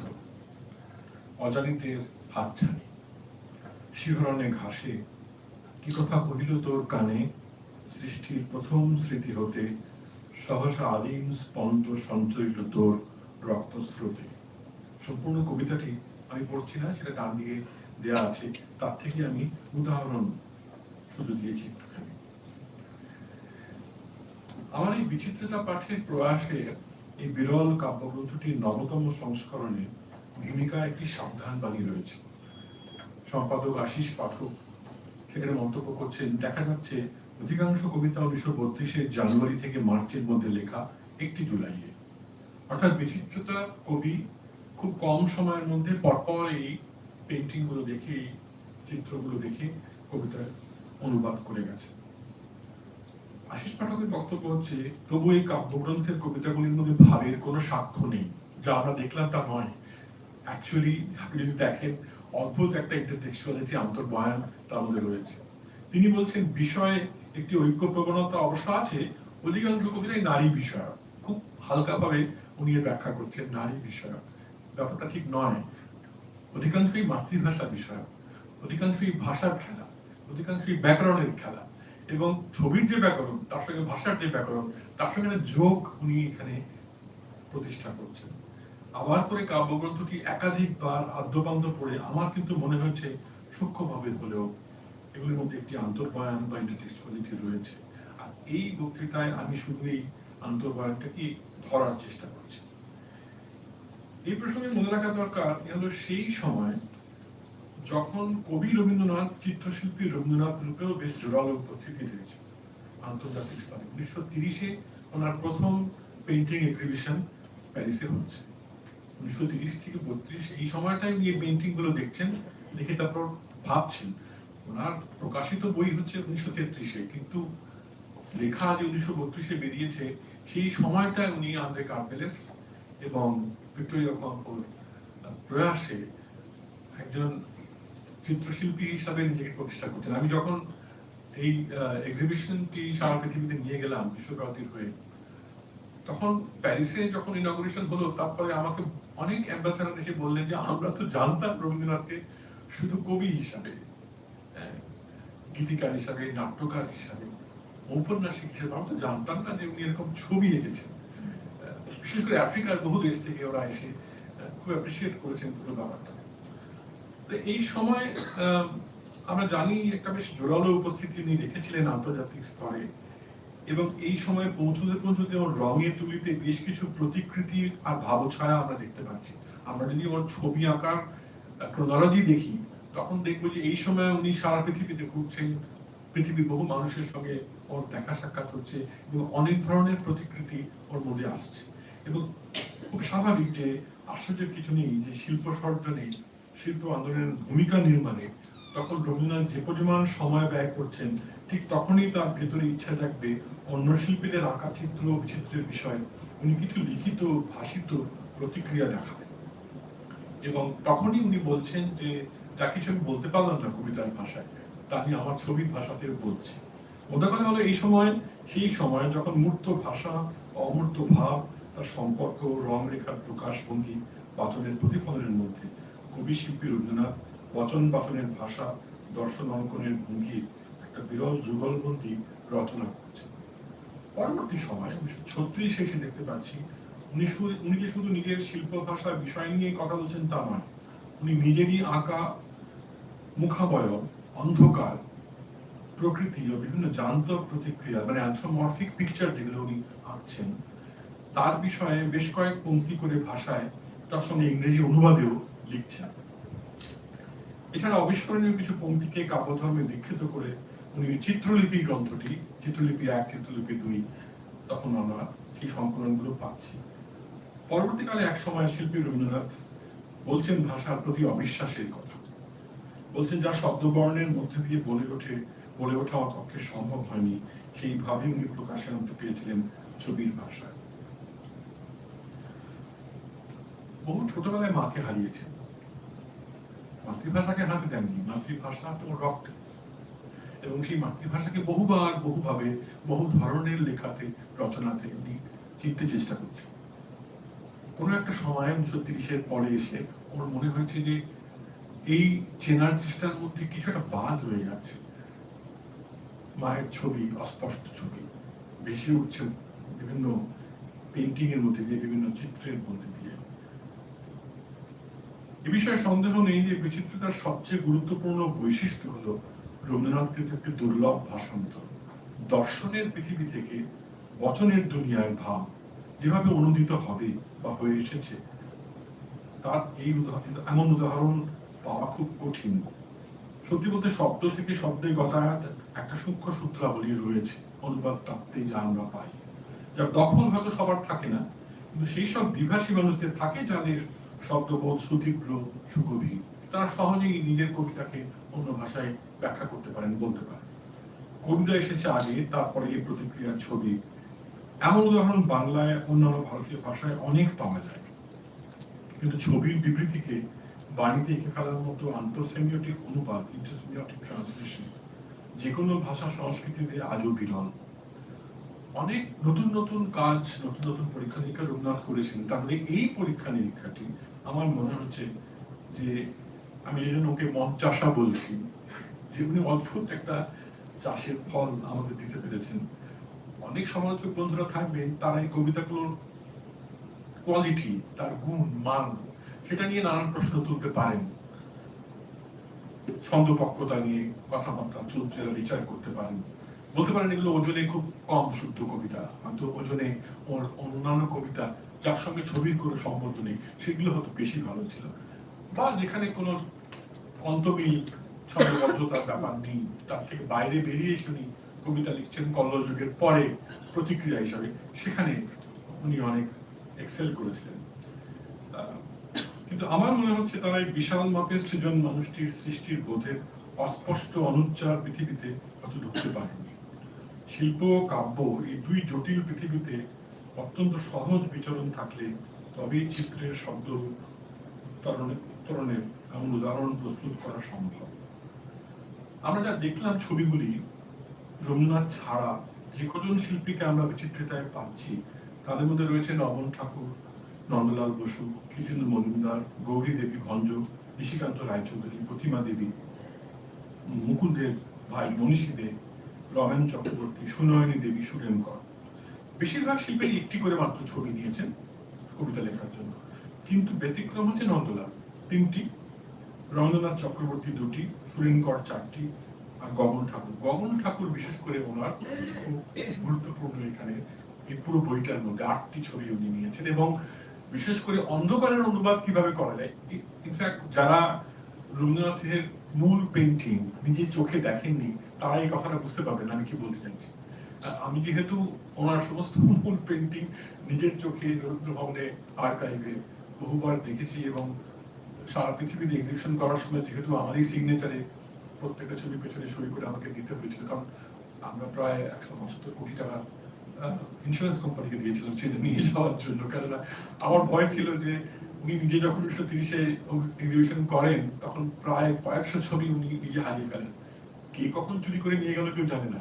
সেই ছবি আমরা আর পাইনি। পরে বিভিন্ন জায়গায় মানে সেগুলো বিক্রি হয়, যার কোনো সুদিশ বিশ্বভারতী শান্তিনিকেতনে কেউ রাখতে পারেনি।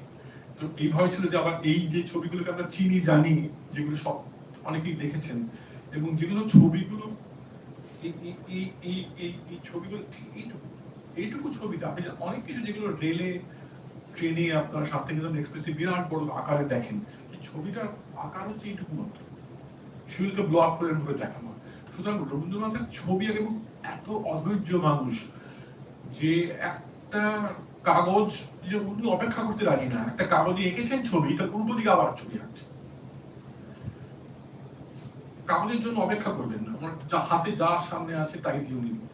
তো এইরকম অদ্ভুত একটা সৃজনশীল মানুষকে বোঝা সহজ ব্যাপার নয়। এবং সেখানে উনি অবশ্য গগন ঠাকুরের ছবির খুব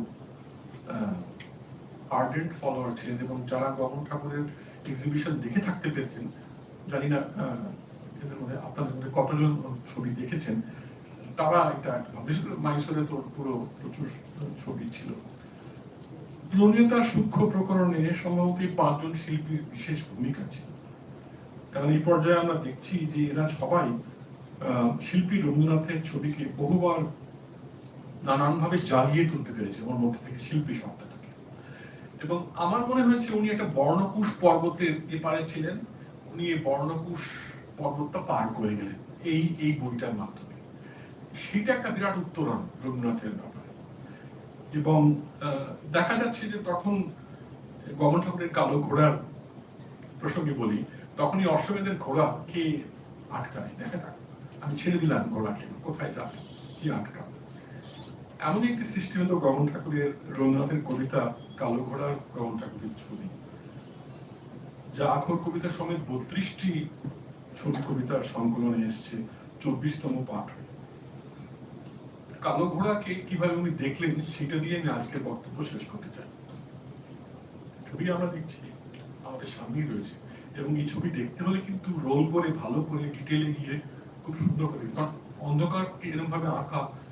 এবং এই মডেলটা রবীন্দ্রনাথ নিজের ছবিতে অনেকবার ফলো করেছেন। আপনারা জানি না, যারা খুব ডিটেলে রামন শিব কুমারের 4 ভলিউমের রবীন্দ্র চিত্রাবলী দেখে থাকতে পেরেছেন, তারা দেখবেন যে, কারণ বিশেষ করে সমীরণ নন্দী যখন এই ছবিগুলো তোলে, সব ছবিগুলো আমার অফিস ঘরেই তোলা হয়েছে, বিশেষ করে বিশেষ লাইটিং এর ব্যবস্থা করে সবকিছু করে। তো তার মধ্যে আমি বলেছি, দেখো এই অন্ধকারগুলো যেন, এই অন্ধকার রবীন্দ্রনাথ কি করতেন, অন্ধকার যখন আঁকতেন একরকম কালি দিয়ে আঁকতেন না, অন্ধকার অনেক রকম ভাবে কালি দিয়ে আঁকতেন, মানে অন্ধকারকেও অনেক রকম ভাবে উনি বিবৃত করার চেষ্টা করতেন। আর এটা যেন মিস না হয়, ছবি এমন ভাবে তোলো যাতে এগুলো মিস করবে না তোমরা। এই ছবিটিকে উনি কিভাবে দেখলেন, এই অনুবাদটা পড়ে নেওয়া দরকার।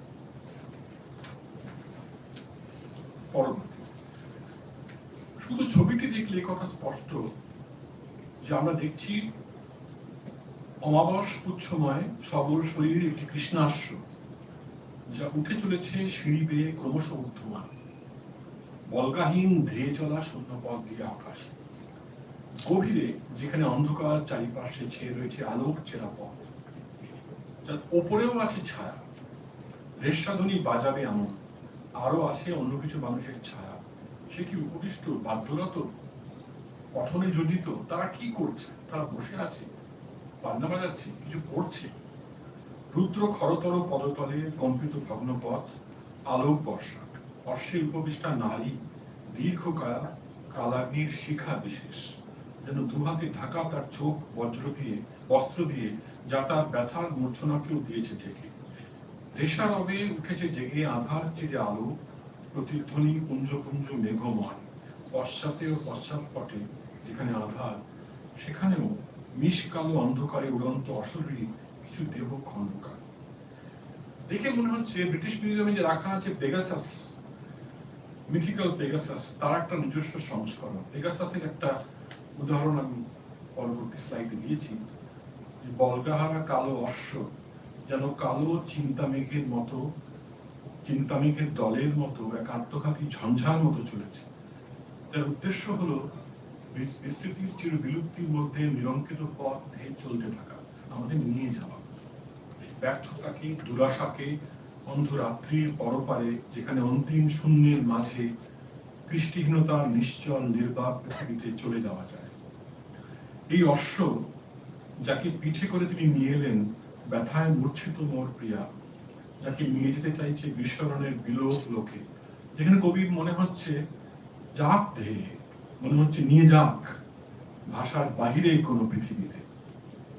কারণ কবি জানেন বাণীর সীমাপারেই আসবে বিরহের আগুনের পোড়া, বহুবিধ শব্দরাজির বর্ষা, এরোতে পারলেই তবেই আসবে অগ্নিস্নানে রৌদ্র স্নাত আশ্বিনে আলোক।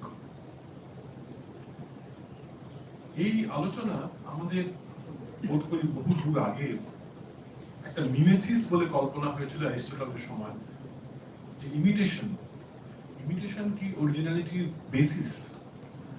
মানে পেইন্টিং এর কথা বলতে গিয়ে অ্যারিস্টটল, প্লেটো, পরবর্তী স্লাইডে যেতে হবে। ওরা বলছেন যে art is imitation of imitation of imitation. এই নিয়ে একটা বিরাট দ্বন্দ্ব ছিল, এবং এই মিমেসিস নিয়ে কল্পনায় ফিরে যাচ্ছে। কবিতা বা সাহিত্য শিল্পকৃতি আসলে কি? যাকে আমরা মূল কবিতা বা মূল শিল্পকৃতি বলছি, তাও কি অনুকরণ মাত্র, মিমেটিক? মায়ের ভাষায় মাটির গান, চেনা চেনা সুর ও গন্ধ, মায়ের মুখের কথা মনে হয় কত যুগ ধরে শুনে আসছি। সবকিছু যা কিছু মিথ বলে জানছি, সবকিছু বহমান একটি সংস্কৃতি থেকে অন্য একটি সংস্কৃতিতে, যা এপিক তার বহুবর্তন বা অনুকথনে আরো মহান কিছু নির্মাণ হয়েই চলেছে।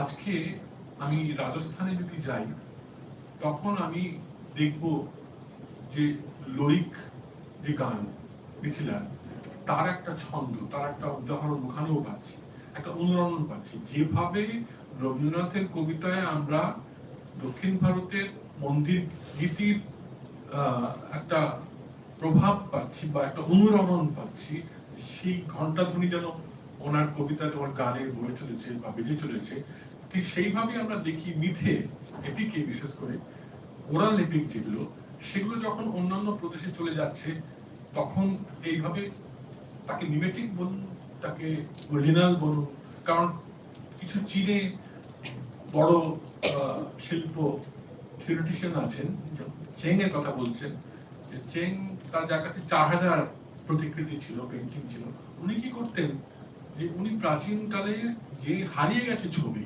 যার বর্ণনা রয়েছে কিন্তু ছবিটি নেই, পাওয়া যাচ্ছে না, উনি বর্ণনা নির্ভর করে ছবিটি আবার রিক্রিয়েট করতেন। এবং ধরা হতো উনি হচ্ছেন Pablo Picasso of the east.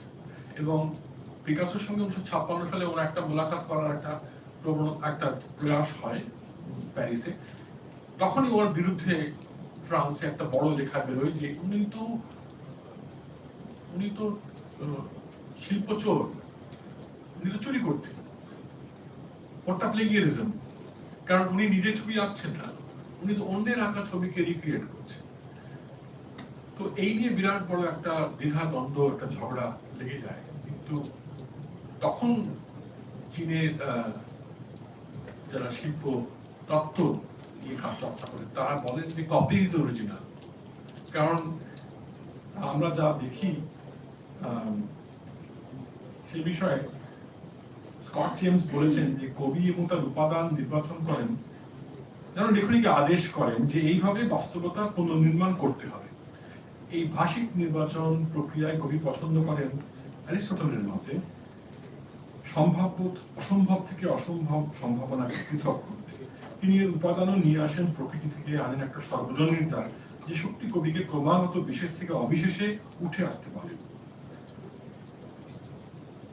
ফলে এই পেইন্টারকে বলা হচ্ছে যে তারা ফর্ম এবং কালার দিয়ে প্রকৃতিকে, ভাবকে, মনের ইন্টারনাল নেচার যেটা হয়, এক্সটার্নাল নেচার বা ইন্টারনাল নেচার, তার একটা নকল ওরা করছেন পেইন্টিং এ।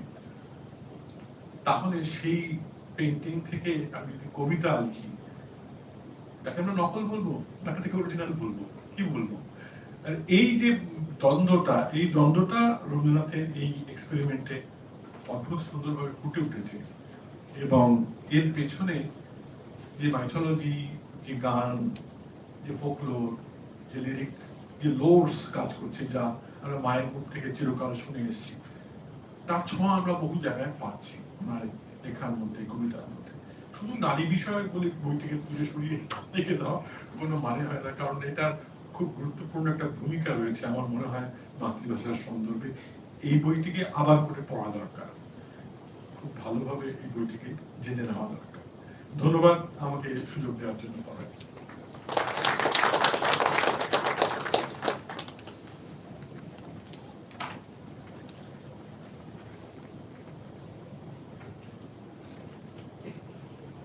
ধন্যবাদ অধ্যাপক উদয়নারায়ণ সিংহকে।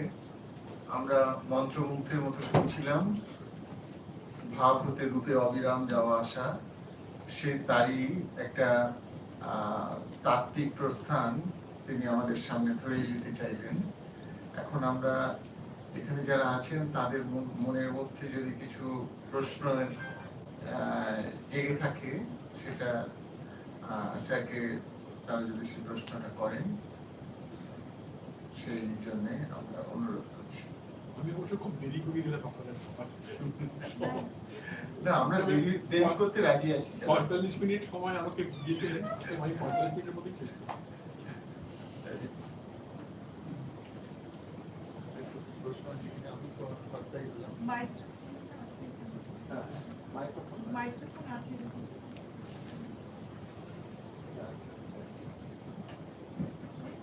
কারো কোনো কিছু বলার থাকলেও বলতে পারে, মানে আজকে বলতেই হবে, হ্যাঁ বলতেই হবে এমন কোনো মানে নেই। এমনকি প্রশ্নহীন আনুগত্যও চাই না, যদি থাকেই বলতে পারে। হ্যাঁ নিশ্চয়ই মাইক্রোফোন।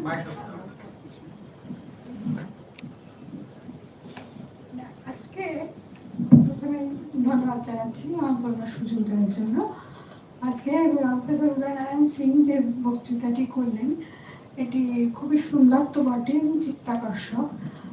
মানে যে শিল্পী মন আমরা জানি একটা মাধ্যম থেকে আরেকটা মাধ্যমে নিজেকে প্রকাশ করেন, তা কিভাবে এখানে মানে ছবি থেকে কবিতায় রূপান্তর হলো, একটা মাধ্যম থেকে অন্য মাধ্যমে যে রূপান্তর সেটা খুব সুন্দরভাবে দেখিয়েছেন এবং রবীন্দ্রনাথ যে করেছেন সেটাকে খুব সুন্দরভাবে বিশ্লেষণ করা হয়েছে।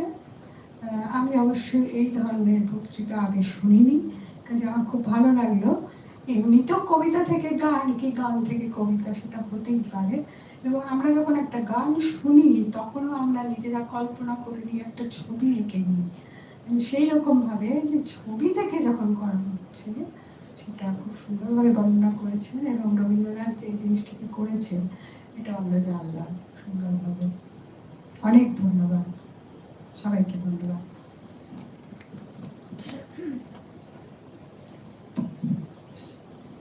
আর কি কেউ কিছু যোগ করবেন?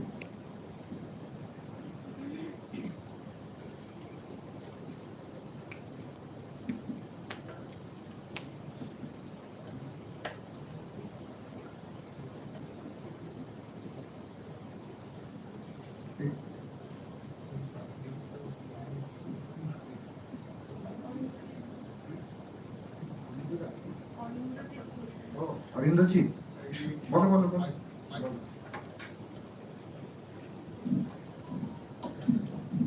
নমস্কার। স্যারের কথা আমার মনে পড়ে, আমি যখন বিশ্বভারতীতে পড়াশোনা করি সে সময় আপনি এখানে প্রবেশের দায়িত্বে ছিলেন। তো স্যারের দেখানো অনেক তথ্যচিত্র আমি লিবিকায় দেখেছি।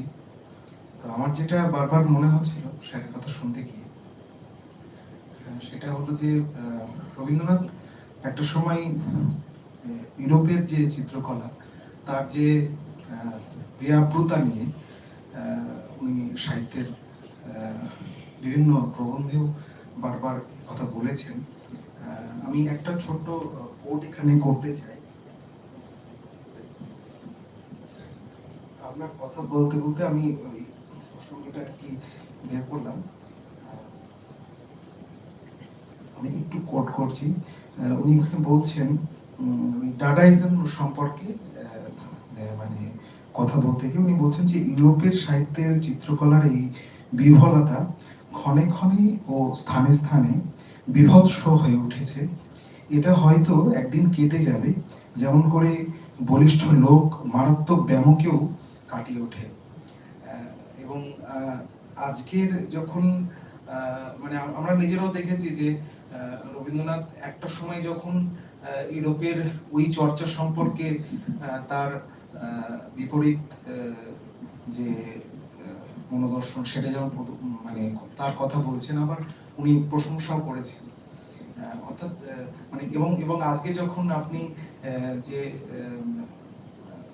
এগুলো দেখালেন যে ছবিগুলো, তার মধ্যে যেভাবে মানে অন্যান্য বিদেশি চিত্রকর যারা আর্টিস্ট তাদের ছবির সঙ্গে যে এক করে দেখালেন, ফলে এটা আপনার কি মনে হয় যে যখন আমরা রবীন্দ্র চর্চার এবং রবীন্দ্র চিত্রকলার সম্পর্কে আলোচনা করব বা পড়ব বা গবেষণার ক্ষেত্রে এটা কতটা সহযোগী হয়ে উঠতে পারে?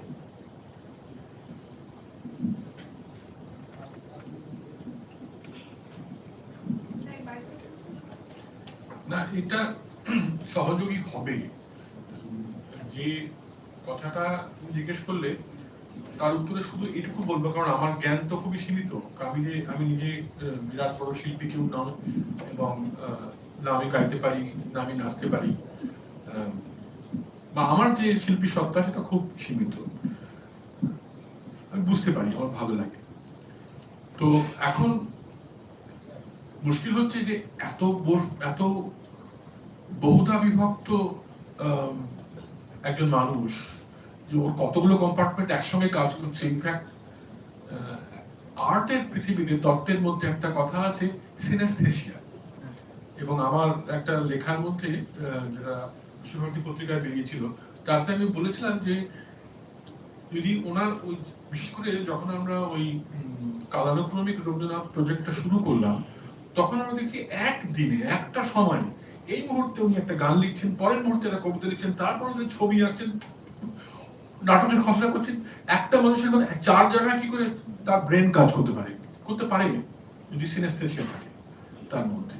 এবং এইটা অদ্ভুত ব্যাপার, রবীন্দ্রনাথকে বোঝাটা, যে কারণে কালানুক্রমিক রচনাগুলির ব্যাপারটা আমরা মন্ত্রণালয়ে গিয়ে বোঝাতে পেরেছি যে এটা কেন দরকার।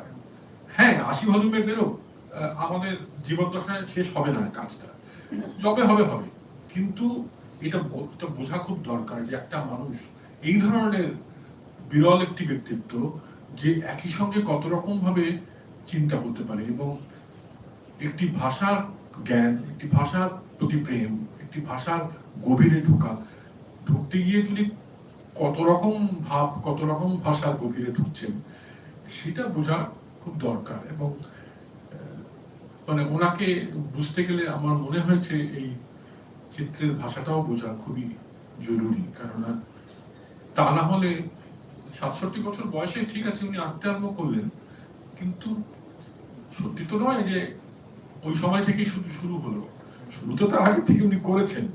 ওই সময় এসে শিল্পী সত্তাটা বোঝা গেল, দুনিয়ার লোকে জানলো যে আচ্ছা উনি পেন্টিংও করেন, কিন্তু আদারওয়াইজ উনি তো অনেক আগে থেকে শুরু করছেন। এবং লক্ষ্য করে রাখুন, উনি শুরু করছেন কিন্তু কবিরের অনুবাদ দিয়ে, বিদ্যাপতির মতো করে লিখে, মানে এই মিমেটিক ব্যাপারটা ওনার ভেতরে কিন্তু শুরু থেকে কাজ করছে। এবং সেই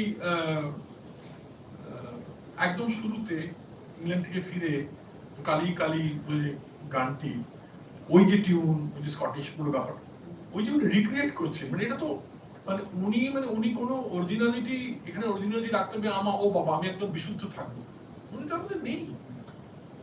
আমরা যদি ওকে শুধু বিশুদ্ধ রবীন্দ্রনাথ বলে বিশ্বাস করার চেষ্টা করি, তা নয়। উনি তো অদ্ভুত ভাবে মিলিয়েছেন, এবং যে কারণে উনি একটা বিরাট বড় example of the Indian plurality, Indian synthesis, সেটা সবচেয়ে বড় উদাহরণই হচ্ছে উনি এই কাজটা করেছেন। যেটা আমার গান শুনলে কখনো কখনো আমার মাইসোরে থাকার সময় অনেক দক্ষিণ ভারতীয় আমার বন্ধুরা মনে হয় this is my song, how is it good song, স্বাভাবিক ব্যাপার, এটা উনি মিশিয়েছেন, এবং এইটাই হচ্ছে বৈশিষ্ট্য। তো এই জিনিসটা বোঝার দরকার, আমার মনে হয়েছে সেই জন্য। আচ্ছা, একটা কথা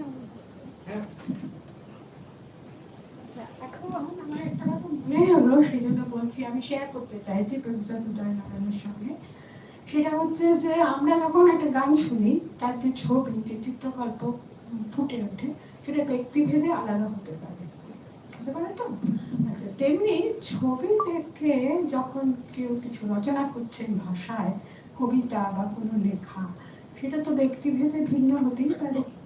তাহলে ছবি দেখে রবীন্দ্রনাথ যে কবিতা লিখেছেন, সেটা তো অন্য কেউ যদি দেখে আলাদা হতে পারে, সেই সম্ভাবনাটা খুবই রয়েছে। এবং আমরা লক্ষ্য করে দেখবো একটি রবীন্দ্রসঙ্গীত যেটা সত্যজিৎরা একভাবে ব্যবহার করেছে, হ্যাঁ সে তো বটেই, যেটা আরেকজন ফিল্ম ডিরেক্টর সিচুয়েশনটা আলাদা, প্রত্যেকের ইলাস্ট্রেশনটা সম্পূর্ণ সবই আলাদা, সেটা খুব মজার ব্যাপার। হ্যাঁ, একই নাটকের প্রোডাকশন আছে কি, মানে এই ছবির ক্ষেত্রে, মানে এই বিভিন্ন শিল্পী যাকে ছবি মানে কবিতায় অনুবাদ করেছেন আছে, উদাহরণ আছে, কিন্তু কথা হচ্ছে যে সেই উদাহরণগুলো বার করাটা অত সহজ ব্যাপার নয়, মানে it requires a lot of research.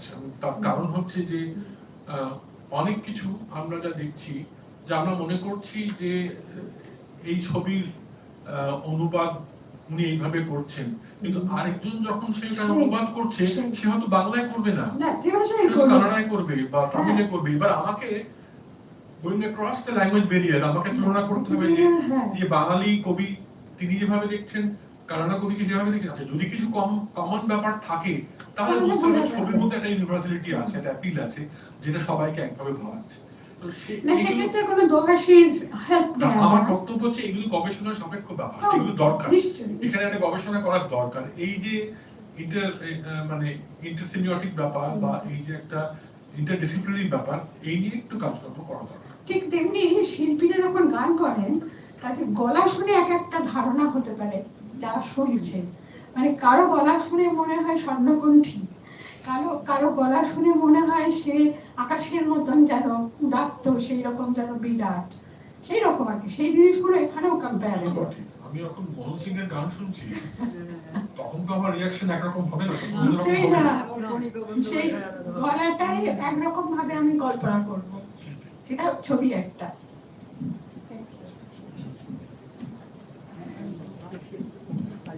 প্রসঙ্গত একটা ব্যক্তিগত স্মৃতির কথা বলি। 2001 সালে আমরা মাইসোরে, স্যার তখন সিআইএল এর ডিরেক্টর, একদিন সকাল 6টার সময় আমাদেরকে নিয়ে গেছেন চামুন্ডি মন্দিরে, পুজো দেওয়া হলো এবং চামুন্ডিতে তখন গান বাজছে। হ্যাঁ, প্রসাদ খাওয়া হচ্ছে, সেই সময় গান হচ্ছে। তো শুনে স্যার বললেন, আরে এ তো সত্য সুন্দর। স্যার যে বললেন না রবীন্দ্রনাথের গানের স্বর একদম ওই সুরে, এবং ওটা তো ওই চামুন্ডির মন্দিরে দিয়েই লেখা। যাই হোক, আর কেউ যদি কিছু না বলেন তাহলে বাইরে একটু চায়ের আয়োজন আছে, আমরা এই সভা আজকে শেষ করি। সকলকে ধন্যবাদ, যারা এসেছেন, যারা আসতে পারেননি তাদেরকেও ধন্যবাদ। আর আমরা এই ভাষার চেতনা নিয়ে থাকি। সকলে ভালো থাকুন, নমস্কার।